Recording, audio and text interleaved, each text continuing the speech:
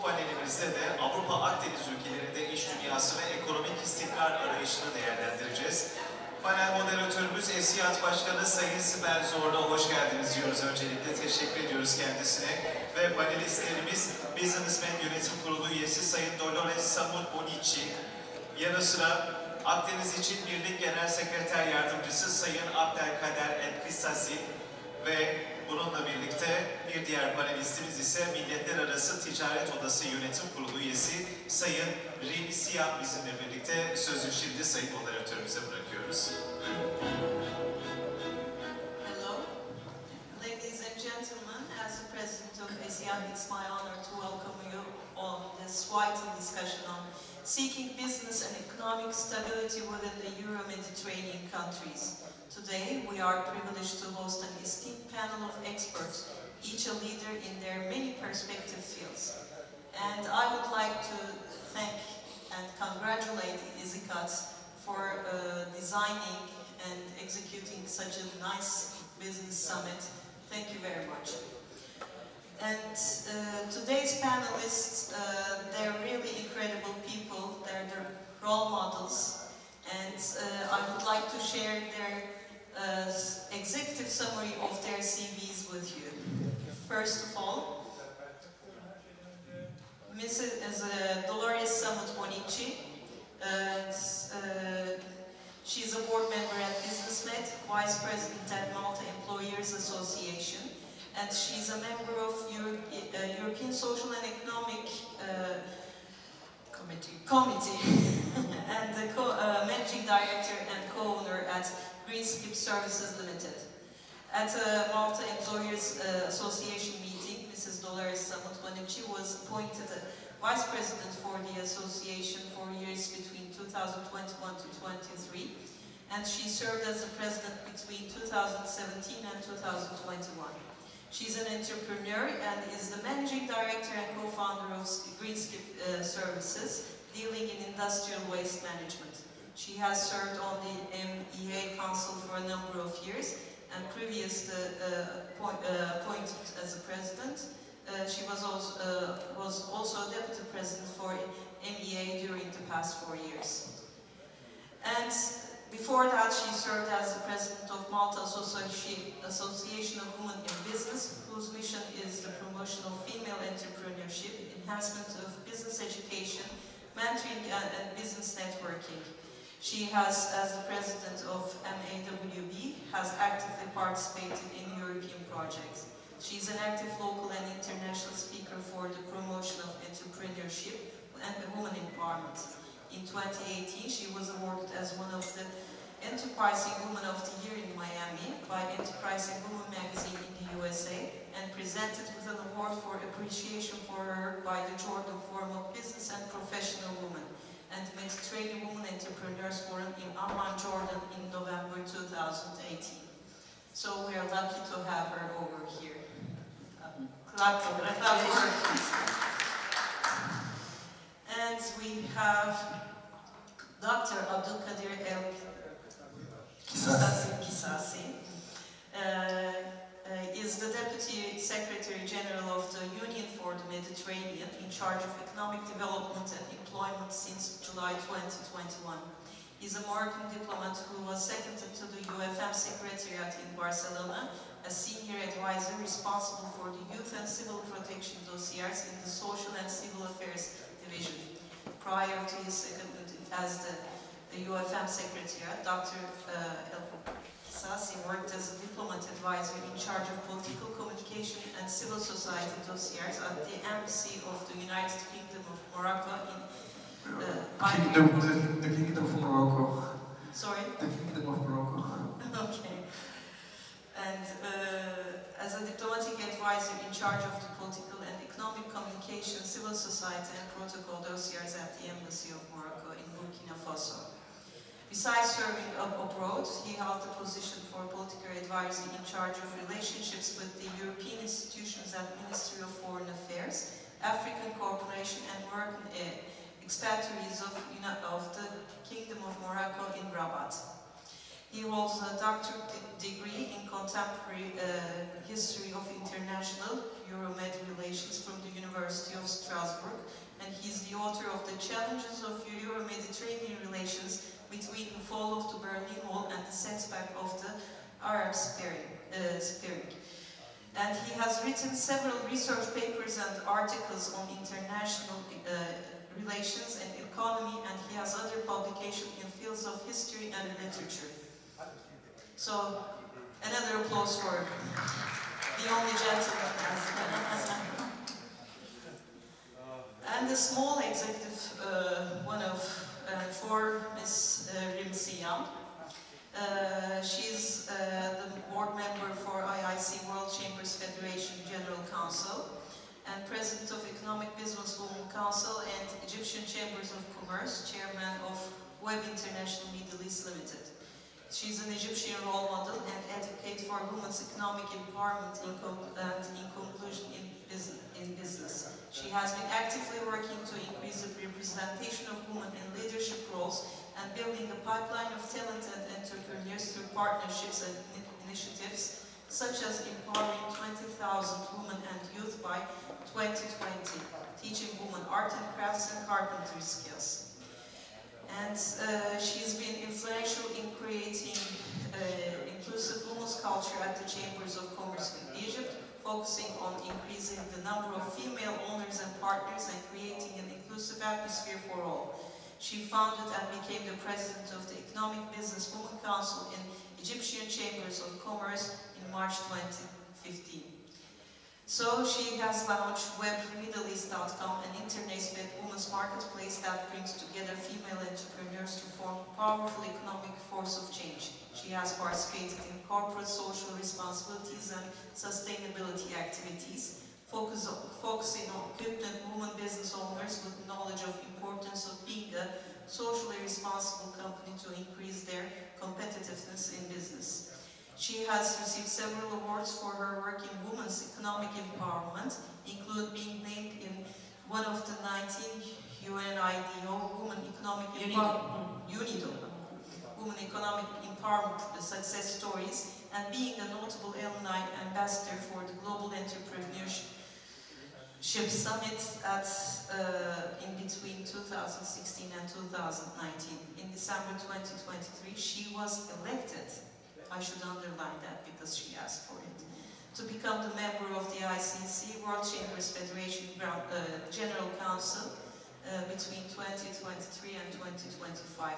Rim's advocacy and leadership have made a significant impact in creating a more inclusive business environment for women, not only in the M&A region, but globally. So as the moderator, we have very strong figures over here, so I don't have to tell and explain a lot on my side. But to start with the Mediterranean, the world's population, like 11% of the world's population lives in the Med region, and 25% of the world economy turns around in the Med region. And of course, with the more than 90 harbors all around, 35% of the economy and trade turns around in this region.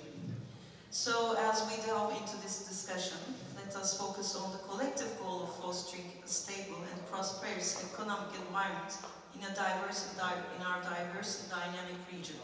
The insights and experiences shared today will undoubtedly contribute significantly to our understanding and action in this area. So when I was called for moderating this panel, I have seen lots of institutions and lots of letters with lots of corporations and so on.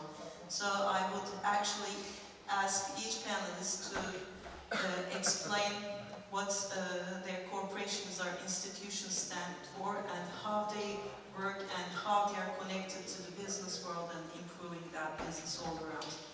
And of course, how can we foster greater economic collaboration between those members? And also, we are facing lots of challenges today. And I can say as one of them on sustainability goals or climate change, and what are their biggest challenges from their side, and we would like to have them explain about them. and how do they support entrepreneurship in the region, and of course, how do they envision the future work for the Mediterranean and so on. Thank you very much. First of all, we must remember that the Mediterranean area, going back to its very ancient history, has always been a people who were traders and seafarers. And I suppose I can modestly say that we have an inbuilt entrepreneurial mindset.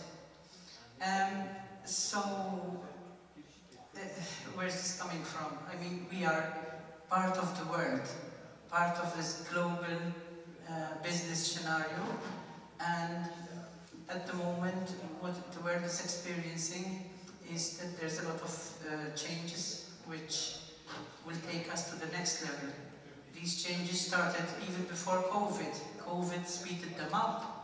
We've had positive and negative issues coming out of COVID.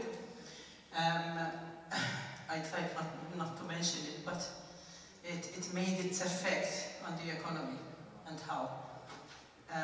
What comes to mind as a first thing is the digitalization, which turned the world over into something that was not even dreamt of before. If you think only about how much a person can put in a day, how many contacts, how many things to do, and how many visits that were not there's a lot of time spent going to places, and instead now we go to the computer and we do it in a few minutes. This is a huge change, and the digitalization process didn't come, okay, it came as a necessity even before the COVID. It accelerated, and nowadays a business cannot survive without it. If you want to be on a level playing field, you have to go through that pathway. We're going to see a lot of changes with AI as well, and there's even new legislation coming out about AI in Europe at the moment. I don't want to deviate so much away from the subject, but let's see the whole world of work, how it's changing. Today, okay, academics are very much sought after, but they usually are easily placed in the world of the economy. But also, we must look at education, which also must change because our world of work is changing. Today, the education is not only done in schools. Today we do bespoke education, we do it in-house in our companies, and what do we need out of the students to be able to give their economic share in industry? We need the two most important things, creativity and innovation. And to add all that into an excellent candidate for the industry is the issue of problem solving. So when we look at our students today, it doesn't matter the long list of qualifications. It matters not, it doesn't, but the employers today value creativity, innovation, and problem-solving mindset. And this is in reality something that is applicable not only to work, it's even applicable to our lifestyle, our new lifestyle. The fact that we have to really work hard to get the right work balance in life. And I suppose that in the changing world of work, other institutions have also to look at the rigid legislation there is where collective bargaining is concerned. Today you have contracts where you can work sitting on a chair on the beach. So why all the rigidity of working so many hours and so many hours at extra time? We have to move away from that we are discussing today even at EU level, at our committee, which is, if people don't know about this committee, it is where topics are shared around and they are discussed between three groups: the employers, the workers, and also the civil society. And these topics are sort of really torn apart. Sometimes we get to a stage where there are compromises, and a report is presented. This is very valuable and used when needed by the European Council and the Parliament in Europe. And that means they have all the shared ideas from all the representation of each country in EU. But that gives a very rich contribution, because it's obviously we respect the democratic society. I think I have to stop here, because otherwise I won't give time to the others.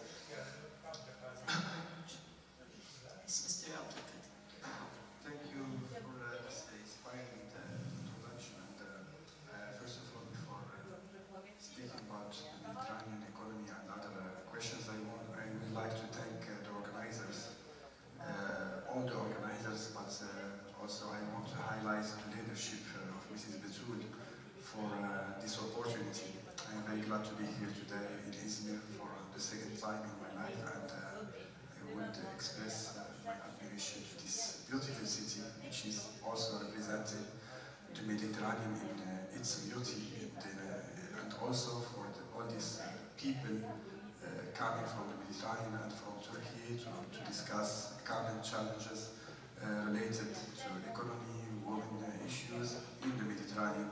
And as they choose this title, which is very beautiful, Meet of Med, it's deep meaning, if we can say, because geography, regarding to geography, Izmir is in fact in the Meet of Med. And also I want to thank them for the trip yesterday to this Roman vestiges, which is also showing the relation between history and the conference. So I fully agree with you, and I think that this insights related to the relation between economy and diplomacy in general, not only in the Mediterranean, begin with trade and commerce. And the first diplomats in general was traders who had relations with other countries, who were able to speak different languages related to their businesses. And in the history, as you said, I love too much history, so diplomacy with history began with economy, and this relation between countries began with traders. So people were able, since the Phoenicians, the Romans, the Arabs, the Ottomans, were able to go to each other, to make business, to earn money, and to come back with the wealth. Sometimes this relation go in the right direction, which is based on peaceful relations, but sometimes some countries decide that, okay, the other people, they have opportunities and we have to go there and to take their... So here the conflicts based on the relation between humans, nations, and then we go to the other ways to solve problems, which are the military solutions and aggressors. Nothing has changed today. The Mediterranean is still the Mediterranean. And now the impact of these conflicts on our countries is still the same. What is happening is impacting the economy. We try through the economy to solve the issues. We come back to diplomacy to find solutions, and sometimes we fail. And this human instinct, when it takes the wrong way, in my opinion, we fall in this mistake, if I can say. So, the Union for the Mediterranean as an organization was created in a spirit of establishing peace, prosperity, and well-understanding between the countries in the Mediterranean. The first idea of the UN came truly in 2007, and the UN was created in 2008, but it's also related to another process which we call the Barcelona process of 1995. 1995, a few years ago, we had what we call the Oslo process of peace in the Middle East. And at this time, we had for the first time a visibility about the relations between Israel and the Arab countries, and that we are going to this solution, or the two-state solutions, to find a definitive agreement about this conflict. And in this period, the Ministers of Foreign Affairs decided in 1995 in Barcelona to launch this declaration and later the Barcelona process. We can go also to the other part of the Mediterranean, which is the European Union, which is seen actually as this global model of integration between European countries. It began also with the First World War and the Second War, and later the Europeans decided, what we call the couple, French and German couple, decided to work together on economy at the first level and trade on the first level. Charbon et l'acier, this is the agreement, and then we went to the European economic communities, and now we are thinking about the enlargement of the European Union to other countries. In 2008, the former president of France, Nicolas Sarkozy, thought about this, why not creating another Mediterranean Union? And we had these discussions between the countries, and we created finally not a Mediterranean Union, but the Union for the Mediterranean, englobing the 43 member states. Actually, there are 42, but they weren't the same countries. One country has changed, some left, some came. So, since 2008, the ministers, or the president in the first conference, decided the creation of the Union for the Mediterranean and focused on 6 fields, which are now composing the 6 divisions of the Union for the Mediterranean. So we decided to not think about political questions in the first level, but to think on questions where we can find synergies. Mainly economy and employment, and I am in charge of economy and employment. Women and youth, trade, transport and urban development, higher education and research, and also energy and climate change and environment. So the 6 divisions of the UFM are working actually, still working on these technical levels in, I can say, in very positive dynamic. We try in the Secretariat, I am here accompanied with my colleague in charge of the women dossier, and I see that the majority here are women, and I encourage you to take contact with her because she has very good opportunities for you. And I believe that Anna is working also to improve the situation of women in the Mediterranean, and we know the difficulties. And each division is trying to do its best. But finally, sometimes we had some issues. The impact of the political situation is coming back. The conflicts are coming back and are impacting negatively this good spirit which is aiming to develop these synergies and these good relations. So I think that we should understand now that finally we are all humans. But here in the Mediterranean region, we have this common Mediterranean Sea. And this Mediterranean Sea is subject of conflicts related to gas, related to petrol, related to the wealth, each included.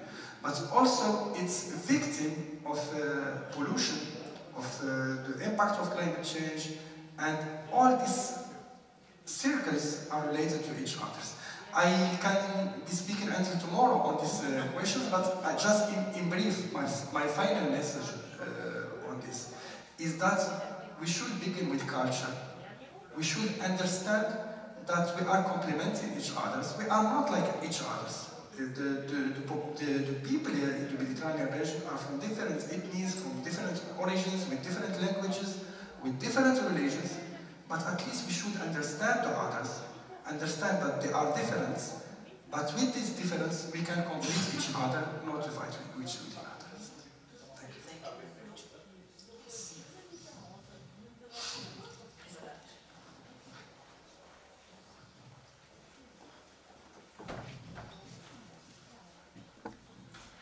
Well, good evening, everyone. It's wonderful to be in Izmir, to meet many friends here, and it's a pleasure to be part of this panel.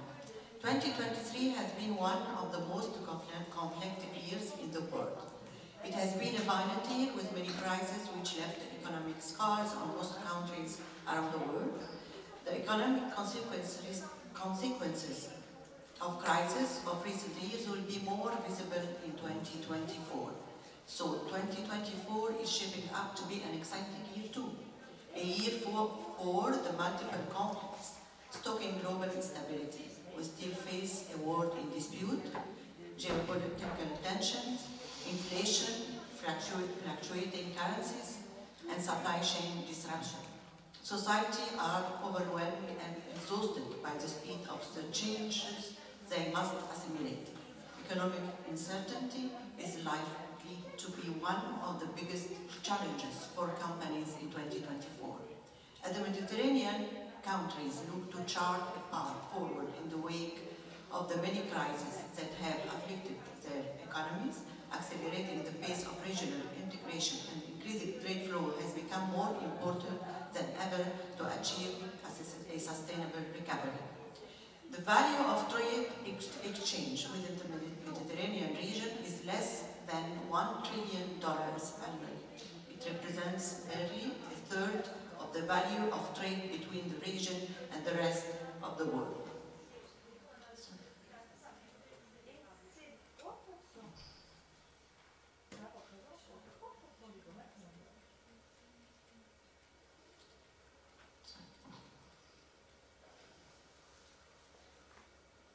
Please. Okay.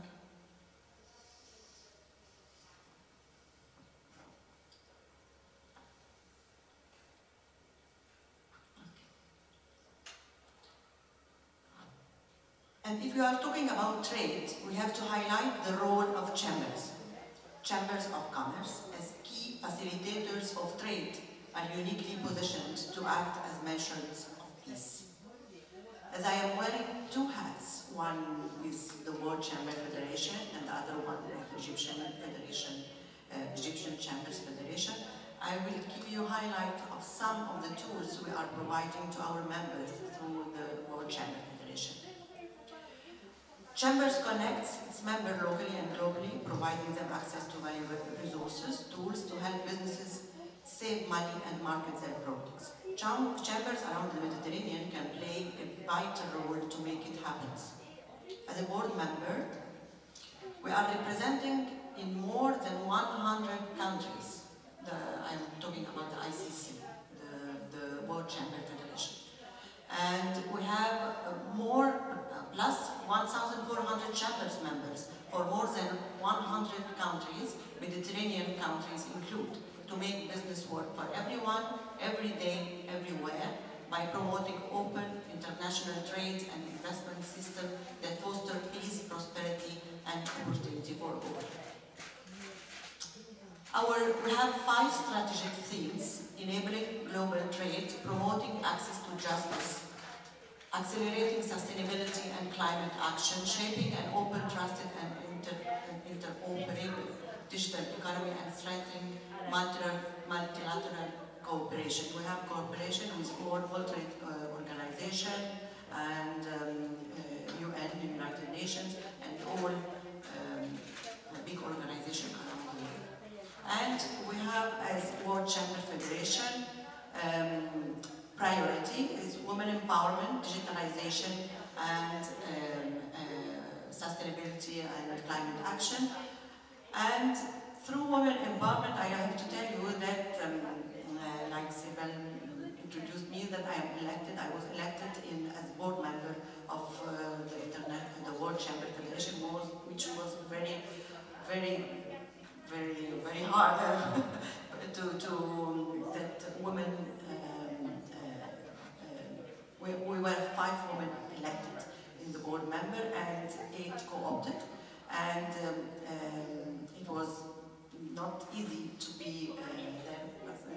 but we were now 13 out of 50, which means that about 28% of the board members of the World Chamber Federation are women.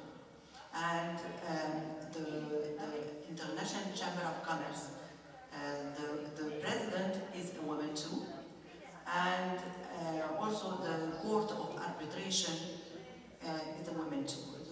We have 2 women as the president, and we have 13 women as board members.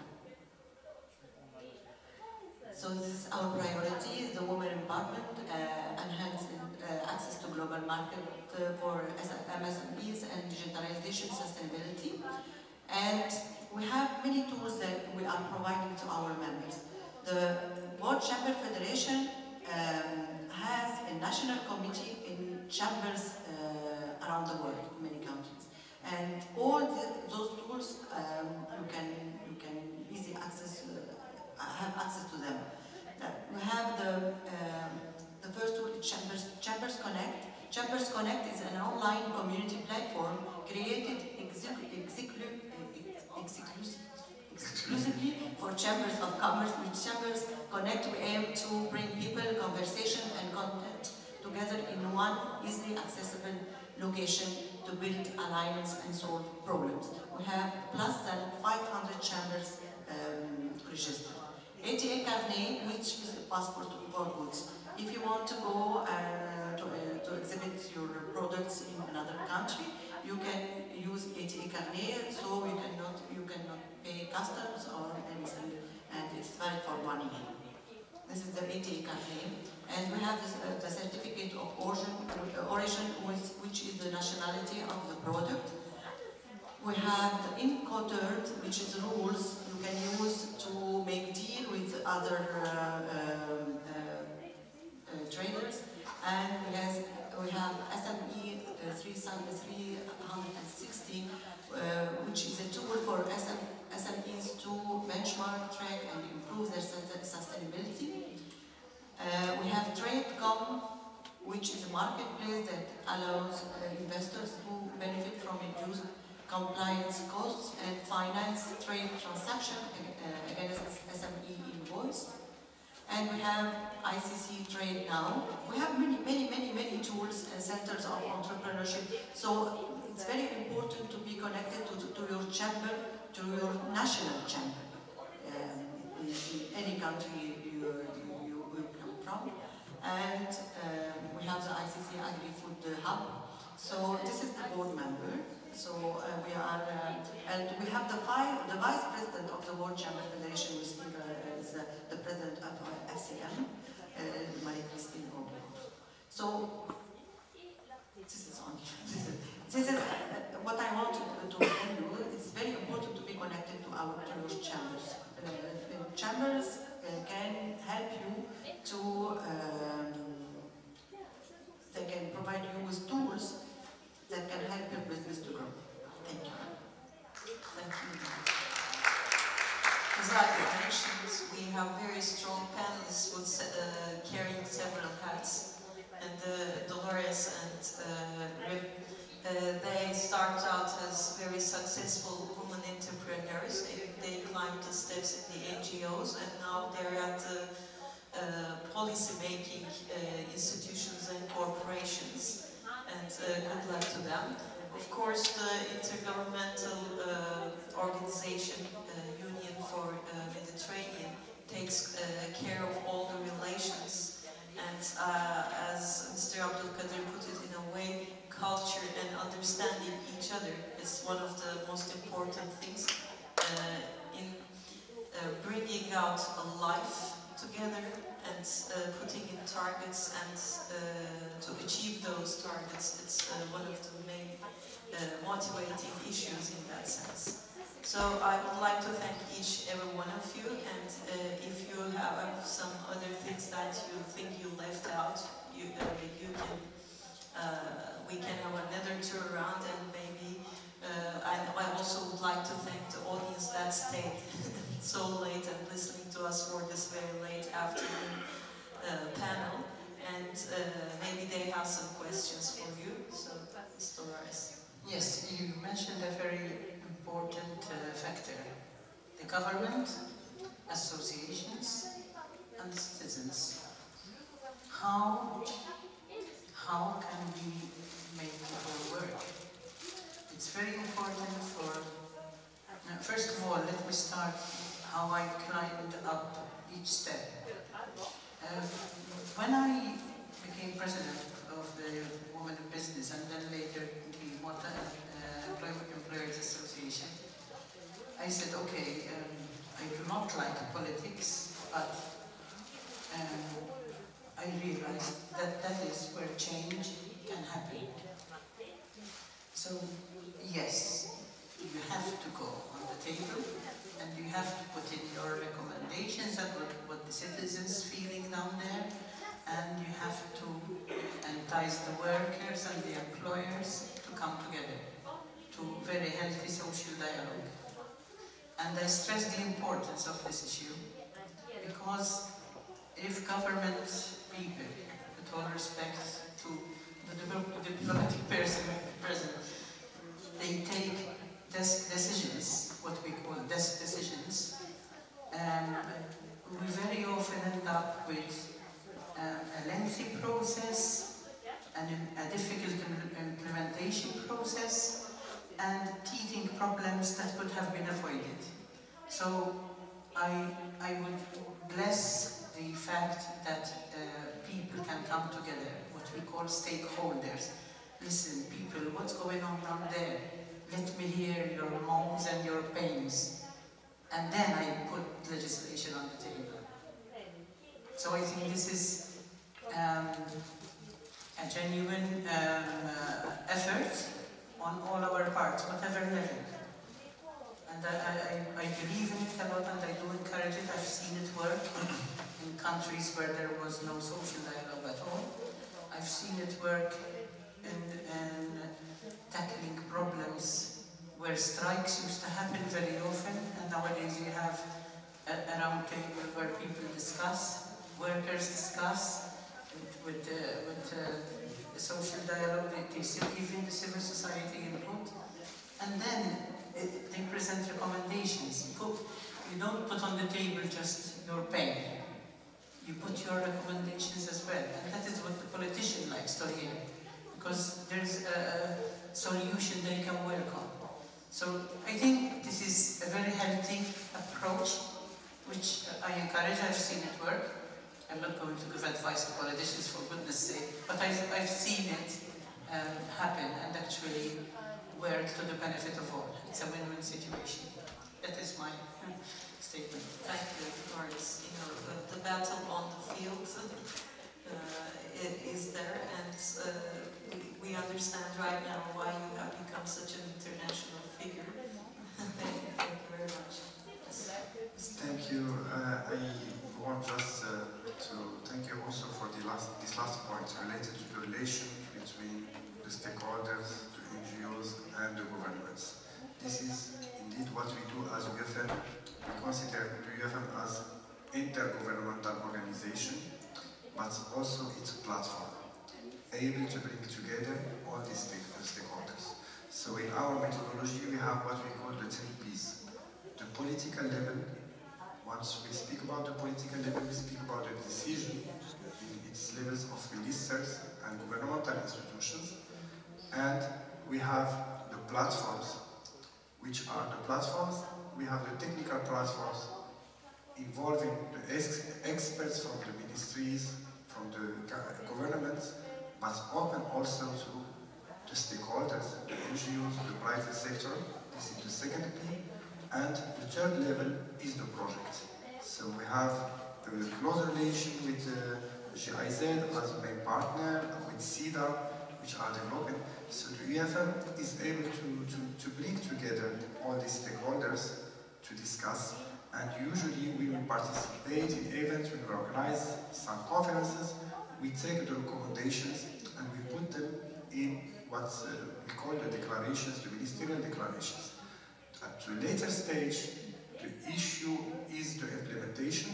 The UFM come back again to the follow-up on the declaration. It's not enough just to bring the ministers to decide or to discuss about declaration or the general guidelines. It's important between the ministerials to work also on these levels. So this is our methodology, and I don't want to say that this is the only international organization bringing all these stakeholders, but we are one of these organizations working with this methodology.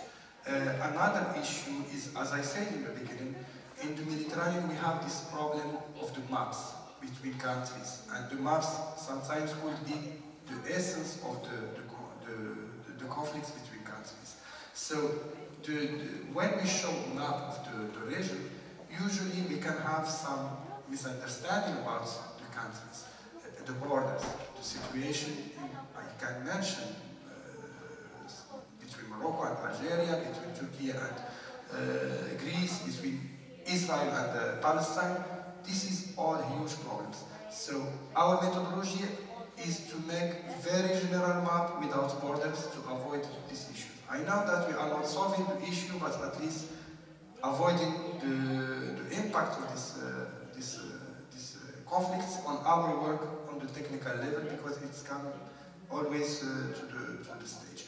So at different levels, we are trying to do the best of the Secretariat, but we are aware that now the UFN, after the 15th anniversary, we are looking to the new model of the UFN.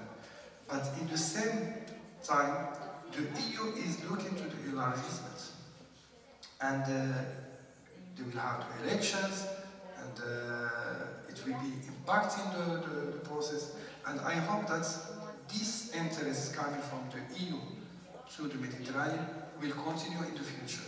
But the Mediterranean is not only the EU, it's also the Arab countries and the non-EU and non-Arab countries. So we should also develop our vision, our projects to have this complementarity, especially in this very difficult geopolitical context marked by the war in Ukraine and other conflicts in the world. Thank you very much. You mentioned about the multilateral cooperation of the Med region, EU region, non-EU states, and so on. So we have to look at it as a whole, and so on. So last word. As I told you, bringing stakeholders together and within an ecosystem is very important.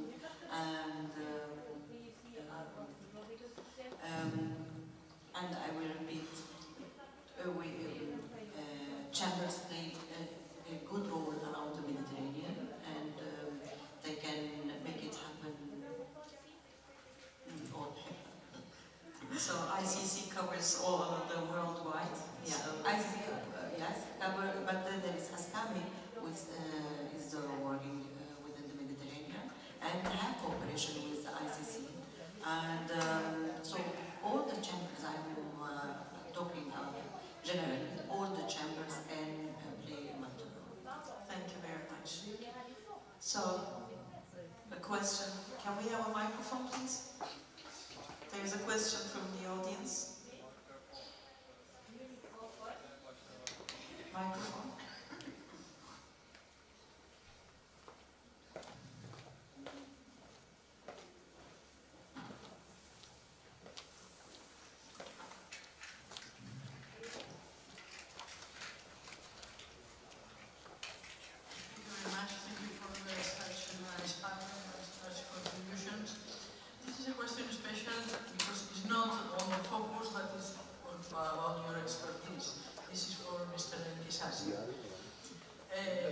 As was presented, you are in charge as well of youth. And as you know, well, youth all over, as we are in the year of the youth, last year and next year, during this period, I am worried about, or I am really concerned, that how we can push young women, young men, to the institutional life. Because I remember 30 years ago, for example, Dolores, me, and Isabel, we were in all the panels. We were young, we were pushing, and we were there. And we would like to be members of the boards, chambers and business organization, doesn't matter. And, well, okay, we succeed. But now, in our organizations, we don't have more chambers than we have around 50. You know, this is not the next step. I don't know how we can involve all of us, because we are institutional organizations as well, how we can involve the youth to be on our boards. Thank you. As you said, Maria, I used to be in charge of the youth dossier in the UFM Secretariat before changing to division, but I am still dealing with youth on questions related to employment, especially. We have a division in charge of youth and women, and it is represented by my colleague Anna. But it's true that I worked on the youth strategy of the UFM during this period, because I believed in my work on the importance of working with youth. When I came to the UFM Secretariat, I worked on two dossiers, very different dossiers, youth and civil protection, which are not related in a very single way, and less of the voluntary aspects. I discussed with youth, and I should be honest and tell you that I learned from them more than they learned from me. And I learned from them that how to think. I am still young also maybe, but I used to be also young a few years ago. We don't need to think about youth that's a community or a political party. Youth is involving citizens in a certain age with different needs. And if you take the youth in Africa and the youth in Europe, sometimes the aspirations are the same, but sometimes the aspirations are very, very different. Beginning with youth who had a chance to go to good schools, to learn in very good conditions, to improve themselves and to try to give things, going to the other young people or young women living in very bad conditions and trying to find a better way to improve their conditions of life. So when we want to think as governments about youth, we should have this global vision on youth. These people who came to our event to speak should be able also to speak about the others who are not able to be with us and who are not able to bring their needs to us. But globally, these young people should be accompanied by our institutions, not only in terms of giving funds and making projects and giving, but what they are looking for is the empowerment of themselves. And also now they are impacted by something which is very important, but also very risky. The new technologies. The new technologies are the solution for several economic questions, but it's impacting indirectly the work markets. And as you said before, I think the formation should be also adapted to the jobs of the future. We try to work on this question of job of the future, but also we focus on other aspects related to youth, other organizations in the United Nations or in Europe tackling other questions related to environment questions, and also as UFM we have a group of youth who are interested to the environment and climate change. So through the discussion with these people, we can understand what they want and we can bring their aspiration to the governments. In our ministerial employment held in Marrakesh in 2022, it's focused mainly on youth and women. And now, as a division, we are working on these questions in collaboration with two countries who had the ability to support us financially, who are Germany and Spain, mainly with the European Union. But the first target is the concerned countries, and I said when we speak about migration, although it's not in one of the thematics which is easy to discuss, I believe that when we think as countries who are developed to have a selected migration, which means that we, as European countries, we can bring from southern countries, for example, the best talents, which means engineers, which means doctors, what we call the best talents. What we leave for these countries to be developed in the future, because we are taking even good opportunities, and it's like the principle, Pareto of the votes to choose the destination where we are going, related to economy. If we give better salaries to these people, better conditions, of course they will go. So we should improve the conditions locally and give the opportunities to allow to these young people to work in their countries. And when they will bring their talents, their capacities, we can solve other questions which are economic. And in this question of the migration, we should think to it globally, not only one part benefiting and the other part sending, because these countries, going from Mauritania, Morocco, Egypt to other countries, are spending too much money to have good talents and good engineers, and if we leave them easily without giving any opportunity to them, we will not use them to develop our countries. I think, Maria, we have to work on bridging the generation gap. You will find the same problem in the family company. The father made the company, and very big company, and the son don't want to work with him. He has a new vision. He has, and the topics of our conferences is not their topics. It's different. So we have to work on bridging the generation gap, the XYZ. Yes, I have a question. Coming back to Rim's presentation, you presented the tools that are provided by the International Chamber of Commerce. We're also close to the ICC in Belgium because we're expert in VAT, customs and Incoterms. So yeah.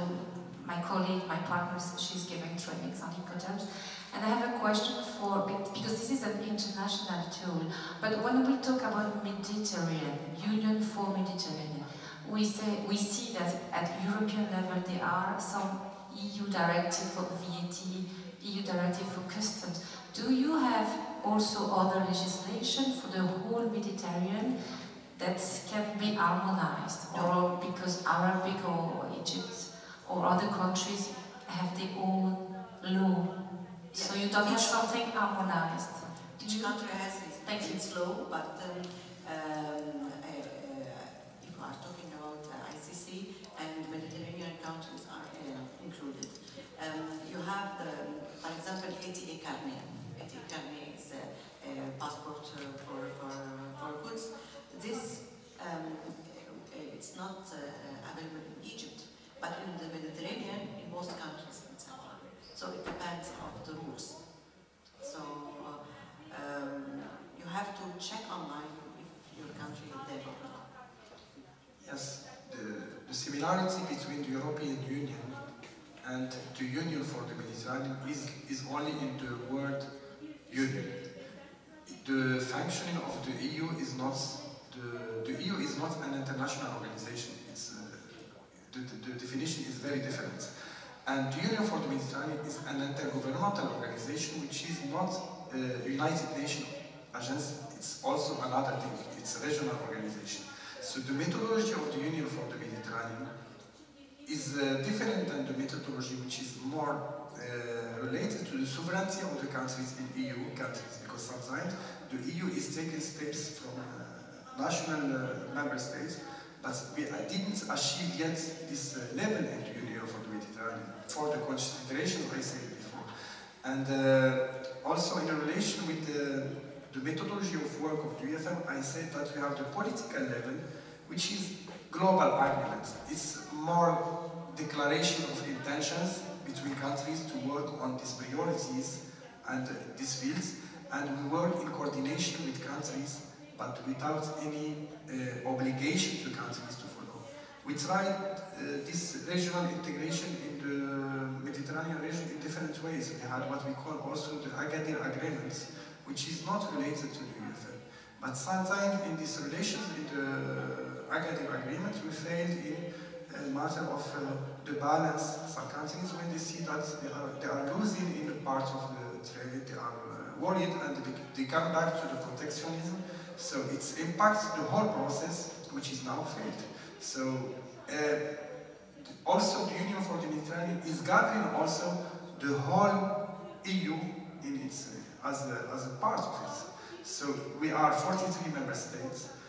When the UK left for the Brexit, the EU, they left also the Union for the Mediterranean. And this is what I said in the beginning about the 43 who are not the same, because we left the UK, but we had a new country, which is Macedonia. After they solved the issue related to the name of the country with Greece, you know, the question, so they expressed their interest to join the UFM, so they joined the UFM.